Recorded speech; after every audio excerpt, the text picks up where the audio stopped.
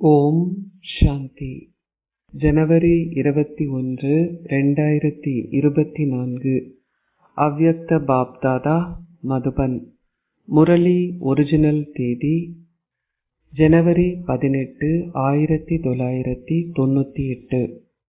ஒளி மற்றும் சக்தியின் சாக்காஷினால் மற்றவர்களுக்கு சேவை செய்வதற்கு பற்றிலிருந்து விடுபட்டவராகி எல்லையற்ற விருப்பமின்மையை கொண்டிருங்கள். இந்த தினம் அன்பிற்கான விசேஷமான தினமாகும்.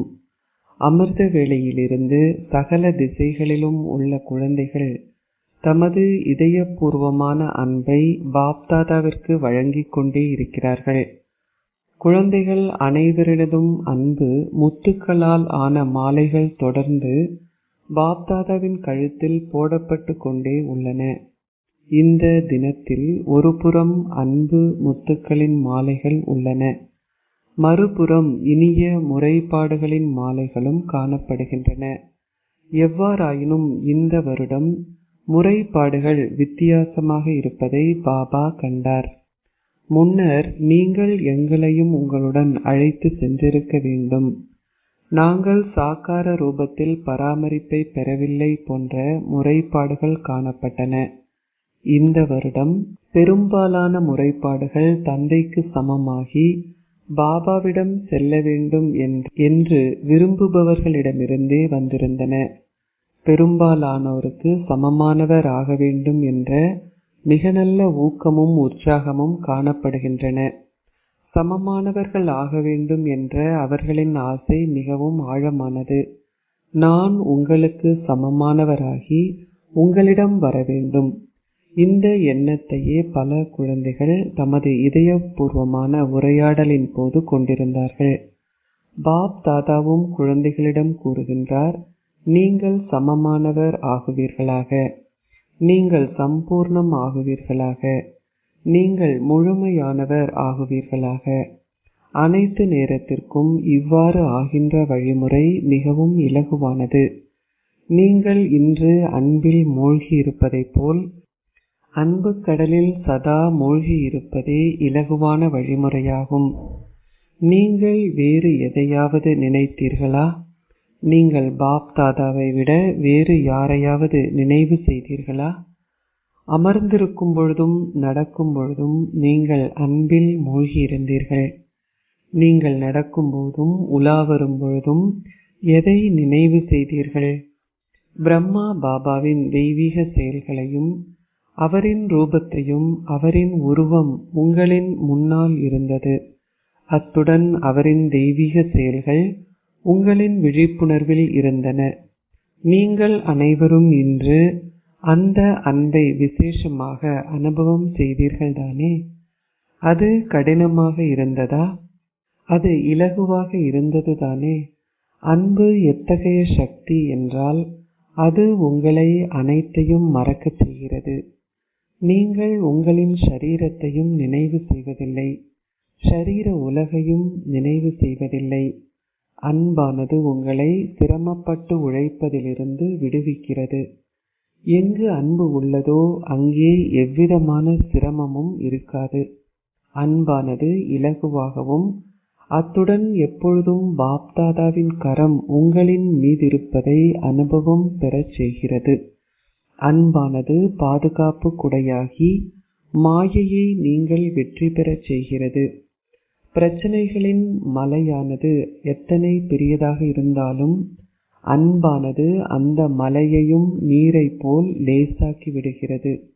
எனவே அன்பில் எப்படி மூழ்கி இருப்பது என நீங்கள் அறிவீர்கள்தானே? இன்று அன்பில் மூழ்கி இருப்பதன் மூலம் நீங்கள் இதை அனுபவம் செய்தீர்கள்தானே?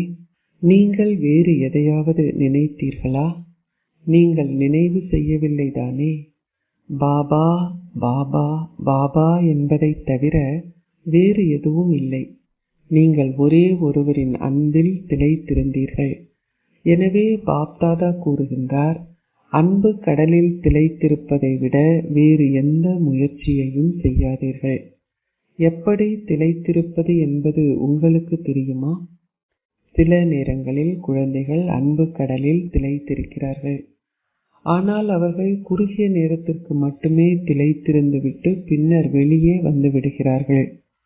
ஒரு கணம் கடலில் இருந்து வெளியே வந்ததும் மற்ற விஷயங்களில் ஈடுபடுகிறார்கள். அது ஒருவர் கடலில் மூழ்கி எழுவதை போன்றதாகும். அவர்கள் அன்பில் திளைத்திருக்கிறார்கள். ஒரு முறை மூழ்கி எழுந்து பின்னர் வெளியே வந்து விடுகிறார்கள். அன்பில் திளைத்திருங்கள். அன்பின் சக்தியானது இலகுவாக உங்களை அனைத்திலிருந்தும் விடுவித்துவிடும். உங்களின் பிராமண வாழ்க்கையின் ஆரம்பத்தில் நீங்கள் பெற்ற அன்பின் அனுபவமே உங்களை பிராமணர்கள் ஆக்கியது. அன்பு மாற்றத்தை ஏற்படுத்தியது. உங்களின் தற்போதைய பிறப்பின் ஆரம்பத்தில் ஏற்பட்ட அனுபவம் உங்களுக்கு நினைவிருக்கிறதா? நீங்கள் ஞானத்தை பெற்றீர்கள். உங்களுக்கு யோகம் கற்பிக்கப்பட்டது. ஆனால் அன்புதான் உங்களை கவர்ந்து தந்தைக்கு உங்களை சொந்தமாக்கியது. நீங்கள் சதா அன்பின் சக்தியை பேணினால் நீங்கள் அனைத்து நேரத்திற்கும் சிரமப்படுவதிலிருந்து விடுபடுவீர்கள். எவ்வாறாயினும் நீங்கள் இந்த வருடத்தை சுதந்திர வருடமாக கொண்டாடுகிறீர்கள். ஆகவே சிரமப்படுவதிலிருந்து விடுபடுங்கள். இதை செய்வதற்கான வழிமுறை அன்பில் திளைத்திருப்பதாகும். உங்கள் அனைவருக்கும் அன்பின் அனுபவம் இருக்கிறதல்லவா? அல்லது உங்களுக்கு இந்த அனுபவம் இல்லையா? யாராவது உங்களை பார்த்து யாருக்கு பாப்தாதாவிடம் அதிகளவு அன்பு உள்ளது என்று கேட்டால் நீங்கள் ஒவ்வொருவரும் உங்களின் கைகளை உயர்த்தி எனக்கே என்று கூறுவீர்கள். எல்லோரும் தமது கைகளை உயர்த்தினார்கள். உங்களின் மௌன கைகளை உயர்த்துங்கள், சத்தம் போடும் கைகளை அல்ல. பாப்தாதா உங்கள் அனைவருக்கும் என்று கூறுகின்றார். சதா ஒவ்வொரு பணியிலும் அன்பின் சக்தியை பயன்படுத்துங்கள். இது இலகுவானதல்லவா? உங்களின் ஷரீரங்களையும் ஷரீர உலகையும் மறந்து மாயையை வென்றவர்கள் ஆகுவதற்காக நீங்கள் யோகம் செய்கிறீர்கள். நீங்கள் அன்பென்னும் பாதுகாப்பு குடையின் கீழ் இருக்கும் பொழுது மாயையால் அந்த அன்பென்னும் பாதுகாப்பு குடையின் கீழ் வர முடியாது. நீங்கள் அன்பு கடலில் இருந்து வெளியே வந்ததும் மாயை உங்களை பார்த்து உங்களை தனக்கு சொந்தமாக்கிக் கொள்கின்றாள். எனவே கடலில் இருந்து வெளியே வராதீர்கள். ஆனால் சதா அதில் திளைத்திருங்கள். இன்னொருவரிடம் அன்பு வைத்திருக்கும் ஒருவர் தான் எந்த வேலையை செய்து கொண்டிருந்தாலும் தான் நேசிப்பவரை மறக்க மாட்டார். அவர் அன்பில் தன்னை மறந்த வண்ணமே ஒவ்வொரு பணியையும் செய்வார். எனவே இன்று நீங்கள் எப்படி அன்பில் உங்களை மறந்திருந்தீர்களோ அதே போல் உங்களால் சதா அன்பில் திளைத்திருக்க முடியாதா? அன்பானது இலகுவாக உங்களை சமமானவர் ஆக்குகிறது. ஏனென்றால் நீங்கள் நேசிப்பவரை போல் ஆகுவது என்பது கடினமல்ல. உங்களுக்கு தந்தை பிரம்மாவின் மீது உங்களின் இதயங்களில் அன்பு உள்ளது. தந்தை பிரம்மாவிற்கும் குழந்தைகளான உங்களின் மீது ஆழ்ந்த அன்பு உள்ளது. அவர் சதா ஒவ்வொரு குழந்தையையும் வெளிப்படச் செய்து அவர்களை சமமானவர் ஆக்குவதற்காக விசேஷமாக ஒளியின் சாக்காஷை வழங்குகின்றார். அவரின் கடந்த கால வாழ்க்கையிலும் ஒவ்வொரு ரத்தினத்தின் பெறுமதியை அறிந்ததால் அவர் குறிப்பிட்டதோர் ரத்தினத்தை விசேஷமானதோர் நகைக்கு பயன்படுத்துவார். அதேபோல் இப்பொழுதும் அவர் குறிப்பிட்ட ரத்தினங்களை அவர்களின் சிறப்பு இயல்புகளுடன் விசேஷமான பணிகளுக்கு பயன்படுத்துவதை பற்றி சதா கருத்தில் கொள்கின்றார். அவர் ஒவ்வொருவரின் சிறப்பு இயல்பையும் பார்த்து ஆகா ஆகா என சதா பாடுகின்றார். ஆகா எனது விலைமதிப்பற்ற ரத்தினமே! தந்தை பிரம்மா சூட்சும வதனத்தில் என்ன செய்கின்றார் என பல குழந்தைகள் எண்ணுகிறார்கள். அவர்கள் கேட்கிறார்கள், நாங்கள் இங்கே சேவை செய்கின்றோம், ஆனால் தந்தை பிரம்மா சூட்சும வதனத்தில் என்ன செய்கின்றார்? எவ்வாறாயினும் தந்தை கூறுகின்றார், அவர் எப்பொழுதும் சாகார ரூபத்தில் குழந்தைகளுடன் இருந்ததை போல் இப்பொழுது அவர் சூட்சும வதனத்தில் இருக்கின்றார். அவர் அங்கேயும் குழந்தைகளுடனேயே இருக்கின்றார். அவர் தனியாக இல்லை. தந்தை குழந்தைகள் இல்லாமல் தனித்திருப்பதை ரசிப்பதில்லை. எவ்வாறு குழந்தைகளால் தந்தை இல்லாமல் எதையும் சிந்திக்க முடியாதோ அவ்வாறே தந்தையால் குழந்தைகள் இல்லாமல் எதையும் பற்றி சிந்திக்க முடியாது. அவர் அங்கே தனியே இருப்பதில்லை. அவர் உங்களுடனேயே இருக்கின்றார். மிக சில குழந்தைகளே அவருடன் பௌதிக ரூபத்தில் அவரின் சகவாசத்தை அனுபவம் செய்தார்கள். இப்பொழுது சூஷ்ம ரூபத்தில் அவர் ஒவ்வொரு குழந்தையுடனும் அவர்கள் விரும்பும் நேரத்தில் அவர்கள் விரும்பியபடி சகவாசத்தின் பொறுப்பை சதா நிறைவேற்றுகின்றார். சித்திரங்களில் கிருஷ்ணர் ஒவ்வொரு கோபிகையுடனும் காட்டப்பட்டிருக்கின்றார். அது இந்த நேரத்தின் நினைவாம்சமாகும். இப்பொழுது அவரின் அவ்யக்த ரூபத்தின் மூலமாக அவர் ஒவ்வொரு குழந்தையின் சகவாசத்தின் பொறுப்பையும் பகலில் அல்லது இரவில் எந்த நேரமாக இருந்தாலும், அது அதிகாலை 2 மணி அல்லது 2:30 மணியாக இருந்தாலும் நிறைவேற்றுகின்றார். சாகார ரூபத்தில் அவர் சில நேரங்களில் மட்டுமே நிலையங்களுக்கு வருகை தந்தார். இப்பொழுது அவரின் அவ்யக்த ரூபத்தில் தூய இல்லறங்களுக்கும் அவர் செல்கின்றார். இதைவிட தந்தைக்கு செய்வதற்கு வேறு என்ன இருக்கிறது? அவர் குழந்தைகளான உங்களை சமமானவர்களாக்கி தன்னுடன் உங்களை வீட்டிற்கு அழைத்து செல்ல வேண்டியுள்ளது. இதையே அவர் செய்ய வேண்டி உள்ளது. இதைவிட அவருக்கு செய்வதற்கு வேறு என்ன இருக்கிறது? எனவே அவர் இதை செய்வதில் மும்முரமாக இருக்கின்றார். எனவே இன்று பாப்தாதா விசேஷமாக சிரமப்படுவதிலிருந்து விடுபடுவதற்கான ஆசீர்வாதத்தை குழந்தைகளான உங்களுக்கு கொடுக்கின்றார். இந்த சங்கம யுகம் என்பது சிரமப்படுவதிலிருந்து விடுபடுவதற்கான யுகமாகும். இது களிப்பையும் கோலாகலத்தையும் அனுபவிக்கும் யுகமாகும். சிரமப்படுதல் இருக்குமாயின் மகிழ்ச்சி இருக்க முடியாது. ஆத்மாக்கள் பரமாத்மாவுடன் கொண்டாடி மகிழும் யுகம் இந்த யுகம் மட்டுமே ஆகும். இது ஆத்மா பரமாத்மாவுடன் அன்பை அனுபவிக்கும் யுகமாகும். இந்த சந்திப்பை கொண்டாடும் யுகமாகும். எனவே இன்றிலிருந்து சிரமப்படுவதிலிருந்து விடுபடுகின்ற திட சங்கற்பத்தை கொண்டிருங்கள். நீங்கள் விடுபடுவீர்கள் தானே? எவ்வாறாயினும் நீங்கள் எங்கே உங்களின் கைகளை உயர்த்திவிட்டு வீடு திரும்பி சென்ற பின்னர் நான் என்ன செய்வது, எப்படி நான் இதை செய்வது என்று கேட்பதாக இருக்கக்கூடாது.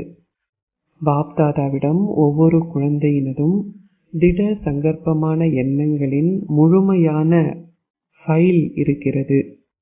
சில நேரங்களில் பாப்தாதா குழந்தைகளின் ஃபைல்களை பார்க்கின்றார்.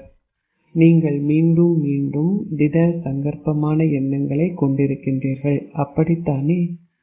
நீங்கள் பிறவி எடுத்த கணத்திலிருந்து இன்று வரை நான் இதை செய்வேன் அல்லது நான் அதை செய்வேன் என்ற எண்ணத்தை எத்தனை முறைகள் கொண்டிருந்தீர்கள்?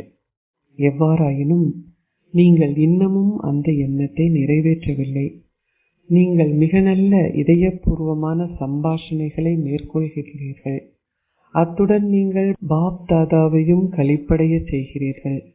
நீங்கள் எப்படி மாணவர்களின் மனதில் ஒரு பதிவை ஏற்படுத்துகின்றீர்களோ அதேபோல் பாப்தாதாவின் மனதிலும் ஒரு பதிவை ஏற்படுத்துகின்றீர்கள். எவ்வாறாயினும் அந்த திட சங்கற்பமான எண்ணத்தின் தாக்கம் குறுகிய காலத்திற்கு மட்டுமே நிலைத்திருக்கிறது. அது அனைத்து நேரத்திலும் நிலைத்திருப்பதில்லை. பாப்தாதாவின் ஃபைல்கள் தொடர்ந்தும் அதிகரிக்கின்றன. எப்பொழுதெல்லாம் ஒரு விழா நடைபெறுகிறதோ அப்பொழுது சத்திய கடிதம் பாப்தாதாவின் ஃபைல்களில் சேர்க்கப்படுகிறது. இதனாலேயே பாப்தாதா உங்களை எதையும் எழுதச் சொல்லவில்லை. இன்றும் கூட உங்கள் அனைவருக்கும் ஓர் எண்ணம் ஏற்பட்டது. ஆனால் அது எவ்வளவு நேரம் நீடித்தது? இந்த கடிதங்கள் ஃபைல்களில் எவ்வளவு காலம் நீடிக்கின்றன என தந்தை பார்க்கின்றார்.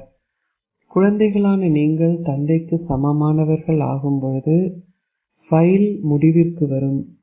அனைத்தும் முடிவாகிவிடும். தற்சமயம் பல ஃபைல்கள் உள்ளன. எனவே அன்பில் திளைத்திருங்கள். அன்பு கடலில் இருந்து வெளியே வராதீர்கள்.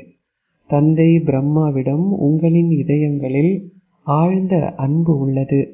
எனவே நீங்கள் அன்பு வைத்திருக்கும் ஒருவரை பின்பற்றுவது கடினம் அல்ல.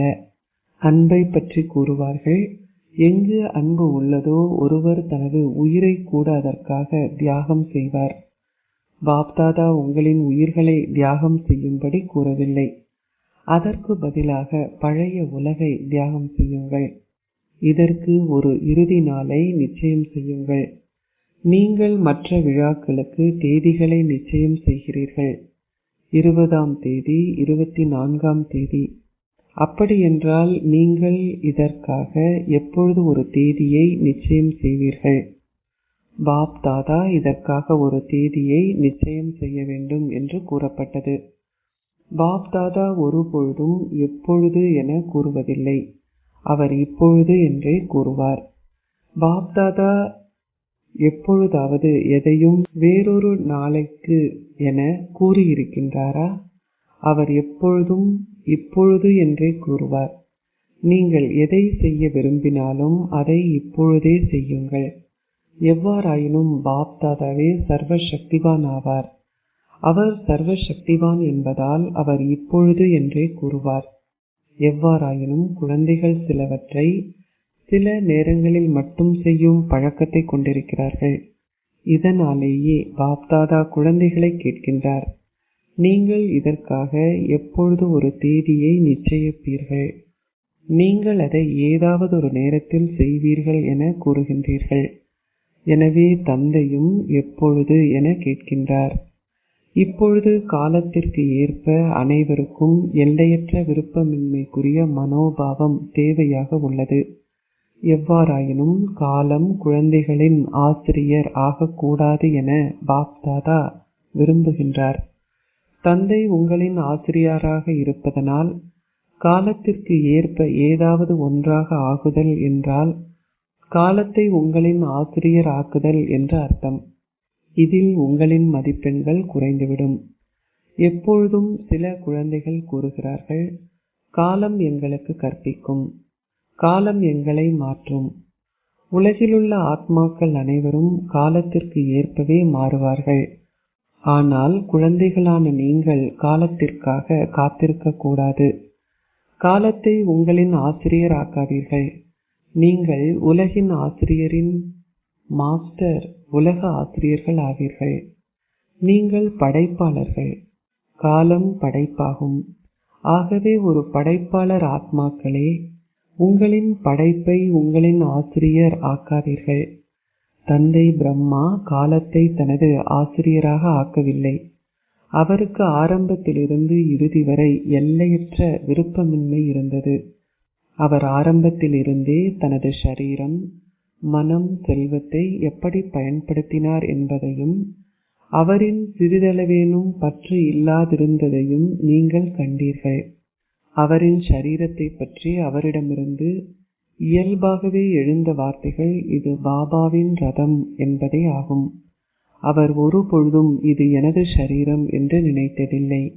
இல்லை, இது பாபாவின் ரதம். நான் பாபாவின் ரதத்திற்கு உணவூட்டுகின்றேன், நான் உண்கின்றேன் என்பதல்ல. அவருக்கு தனது ஷரீரத்தின் மீது எல்லையற்ற விருப்பமின்மை இருந்தது. அவரின் மனம் மன் மனாபவ் ஆகவே இருந்தது. அவர் தனது பணத்தை பயன்படுத்தினார். ஆனால் ஒரு பொழுதும் எனது பணம் பயன்படுத்தப்படுகிறது என்று நினைத்ததும் இல்லை அல்லது சொன்னதும் இல்லை. அவர் ஒரு பொழுதும் தனது பணமே செலவழிக்கப்படுகிறது என்றோ அல்லது தனது செல்வத்தை பயன்படுத்தினேன் என்றோ கூறியதே இல்லை. இது பாபாவின் பண்டாரா, இது போலாநாத் பாபாவின் பண்டாரா என்றே அவர் கூறினார். அவர் ஒரு பொழுதும் தனது பணத்தை தனக்குரியதாக கருதவில்லை அல்லது ₹1 பெறுமதியான எதையும் தனக்கென பயன்படுத்தவும் இல்லை. அவர் குமாரிகளுக்கும் தாய்மார்களுக்கும் பொறுப்பாக இருந்தார். அவர் அனைத்தையும் குமாரிகளிடமும் தாய்மார்களிடமும் ஒப்படைத்தார். சிறிதளவேனும் எனது என்ற உணர்வை கொண்டிருக்கவில்லை. அவர் ஒரு பொழுதும் எந்த ஒரு நேரத்தையோ அல்லது மூச்சையோ தனக்கென பயன்படுத்தவில்லை. ஆனால் அதிலும் அவர் எல்லையற்ற விருப்பமின்மைக்கான மனோபாவத்தையே கொண்டிருந்தார். அவரிடம் அனைத்துமே இருந்தன. இயற்கை கூட அவரின் சேவகராக இருந்தது. இருந்தும் அவர் ஒரு பொழுதும் தனக்கென மேலதிகமாக வசதிகளை பயன்படுத்தியதில்லை. அவர் எப்பொழுதும் ஒரு சாதாரணமான வாழ்க்கையையே வாழ்ந்தார். அவர் ஒரு பொழுதும் தனக்கென விசேஷமாக எதையும் பயன்படுத்தவில்லை. இறுதி வரை அவரின் ஆடைகளும் ஒரே விதமாகவே இருந்தன. அவர் தனது ஆடை முறையை கூட மாற்றவில்லை. அவர் குழந்தைகளுக்கென்றே கட்டடங்களை கட்டினார். ஆனால் தனக்காக அவற்றை பயன்படுத்தவில்லை. குழந்தைகள் அவரிடம் வேண்டுகோள் விடுத்த போது அவர் அதை கேட்டாலும் அதற்கு அப்பாற்பட்டே இருந்தார். குழந்தைகளின் அன்பை சதா பார்க்கும் பொழுது அனைத்து நேரத்தையும் வெளிப்பட்ட வார்த்தைகள் என்னவென்றால், அனைத்தும் குழந்தைகளுக்காகவே என்பதே ஆகும். எனவே இதுவே ஒருவரின் நடைமுறை வாழ்க்கையில் எல்லையற்ற விருப்பமின்மையின் மனோபாவத்தை கொண்டிருத்தல் எனப்படுகிறது. இறுதியில் குழந்தைகள் அவரின் முன்னால் இருந்தாலும், அவர் அவர்களின் கைகளை பிடித்த வண்ணம் இருந்தாலும் அவருக்கு ஏதாவது பற்று இருந்ததா? அவரிடம் எல்லையற்ற விருப்பமின்மையின் மனோபாவமே இருந்தது. குழந்தைகள் அன்பான குழந்தைகள், அதி விசேஷமான அதி அன்பிற்குரிய குழந்தைகள் அவரின் முன்னால் இருந்த போதும் அவரிடம் எல்லையற்ற விருப்பமின்மையே காணப்பட்டது. அப்பால் செல்லும் மனோபாவத்தினையும் ஒரு வினாடியில் எல்லையற்ற விருப்பமின்மையை கொண்டிருப்பதன் அத்தாட்சியையும் நீங்கள் கண்டீர்கள். அவருக்கு ஒரே ஒரு அக்கறையே இருந்தது, சேவை செய்தல், சேவை, சேவை. அவர் மற்ற விஷயங்களில் பற்றற்றவராகவும் அப்பாற்பட்டும் இருந்தார். இதுவே எல்லையற்ற விருப்பமின்மையை கொண்டிருத்தல் எனப்படுகிறது. இப்பொழுது காலத்திற்கு ஏற்ப உங்களின் எல்லையற்ற விருப்பமின்மை வெளிப்பட வேண்டும். உங்களுக்குள் எல்லையற்ற விருப்பமின்மை இருக்கும் வரை உங்களால் சக்தி வாய்ந்த சாகாஷ் கொடுக்கும் சேவையை செய்ய முடியாது. ஆகவே தந்தையை பின்பற்றுங்கள். அஷரீரியான ஒரே ஒருவரை பற்றிய விஷயத்தை ஒரு புறம் வையுங்கள். பௌதீக ரூபத்தில் உங்களுக்கு தந்தை பிரம்மா இருந்தார். அவரிடம் பௌதீக பேறுகளுக்கான வசதிகள் அனைத்தும் இருந்த போதும், அவர் குழந்தைகள் அனைவருக்கும் பொறுப்பாக இருந்த போதும், அத்துடன் அவர் இக்கட்டான சூழ்நிலைகளுக்கும் பிரச்சனைகளுக்கும் முகம் கொடுக்கவும் வேண்டியிருந்தது. இப்படி இருந்தும் அவரால் சித்தி அடைய முடிந்தது. அவர் திறமை சித்தி எய்தும் சான்றிதழை பெற்றார்.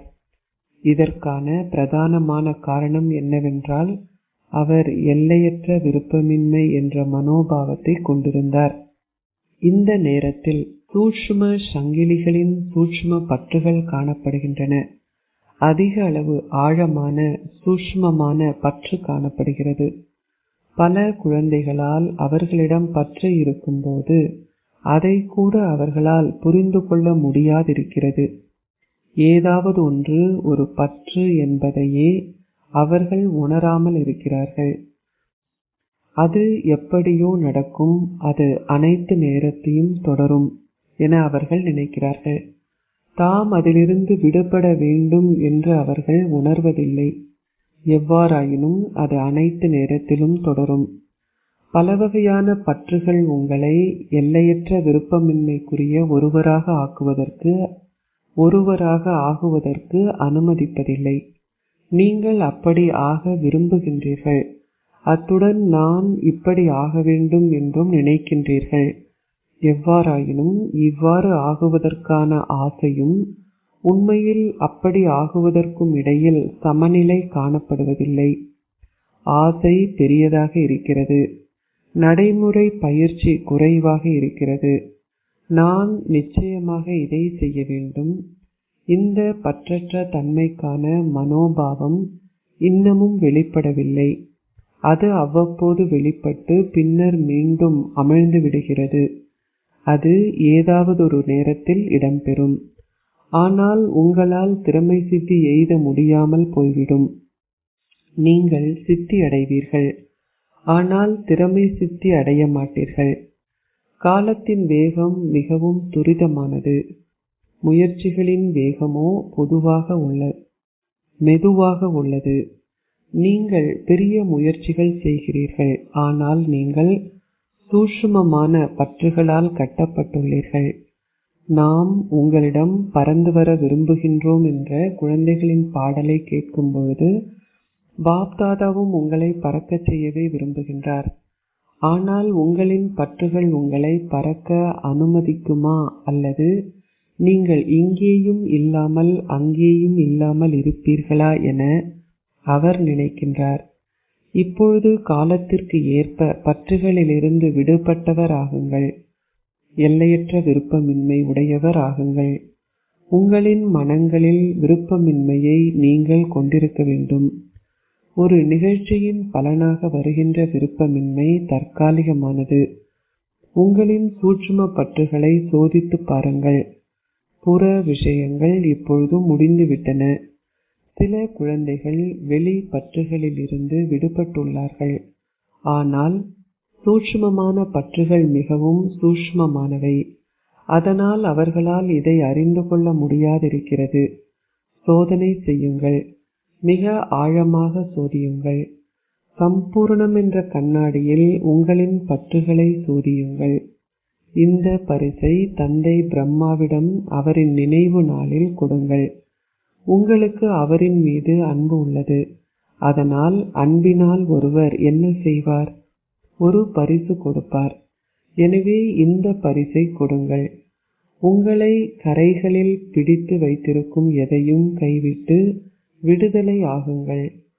குழந்தைகளான உங்களிடம் ஊக்கமும் உற்சாகமும் இருப்பதை, சுய முன்னேற்றத்திற்காக உங்களிடம் மிக நல்ல எண்ணங்கள் இருப்பதையும் பார்த்து பாப்தாதா சந்தோஷம் அடைகின்றார்.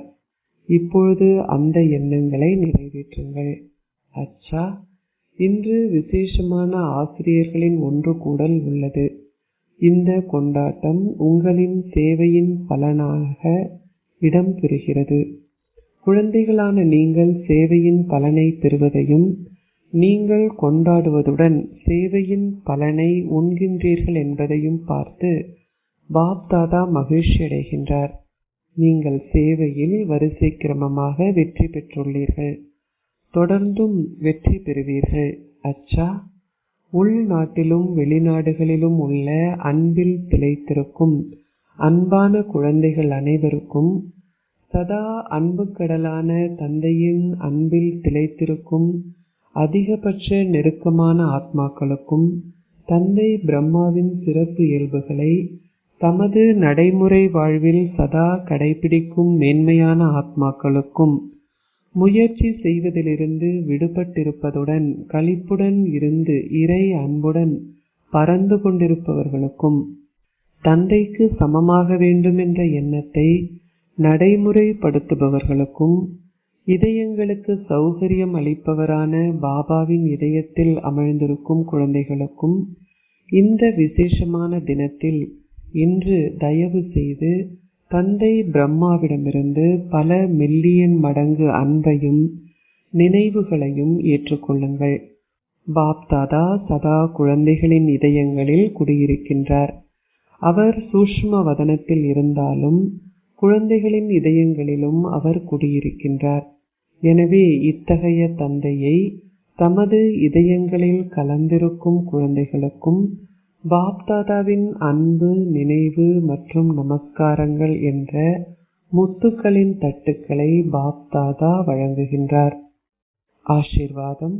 நீங்கள் ஒவ்வொரு எண்ணம் என்ற விதையையும் சதா சக்தி வாய்ந்தது ஆக்கும் ஞானோதயம் பெற்ற ஆத்மா ஆகுவீர்களாக. ஞானத்தை கேட்டு ஞானத்தை பேசுவதுடன் கூடவே ஞானத்தின் சுரூபமாகவும் ஆகுங்கள். ஞானத்தின் சுரூபம் என்றால் அவரின் ஒவ்வொரு எண்ணமும் வார்த்தையும் செயலும் சக்தி வாய்ந்தவை. அத்துடன் அவரின் சகல வீணானவையும் முடிந்திருக்கும். எங்கு சக்தி உள்ளதோ அங்கே வீணானவை எவையும் இருக்க முடியாது. ஒளியும் இருளும் ஒன்றாக இருக்க முடியாது. ஏனென்றால் ஞான ஒளியும் வீணானவை இருளும் ஆகும். ஆகவே ஞானோதயம் பெற்ற ஆத்மா என்றால் அவரின் எண்ணம் என்ற ஒவ்வொரு விதையும் சக்தி வாய்ந்ததாகவே இருக்கும். சக்தி வாய்ந்த எண்ணங்களை கொண்ட ஒருவரின் வார்த்தைகளும் செயல்களும் உறவு முறைகளும் இலகுவாக சக்தி வாய்ந்தவை ஆகிவிடும். ஸ்லோகம்: சூரிய வம்ச குலத்திற்குள் செல்வதற்கு யோகிகளாகுங்கள், போர் வீரர்களாக அல்ல. ஓம் சாந்தி. அவ்யக்த மௌனத்தின் மூலம் லேசான மற்றும் ஒளியால் ஆன தேவதை ஸ்திதியை அனுபவம் செய்யுங்கள். இரட்டை பொறுப்பை கொண்டிருக்கும் பொழுதே லேசாகவும் ஒளியாகவும் இருங்கள். Double light.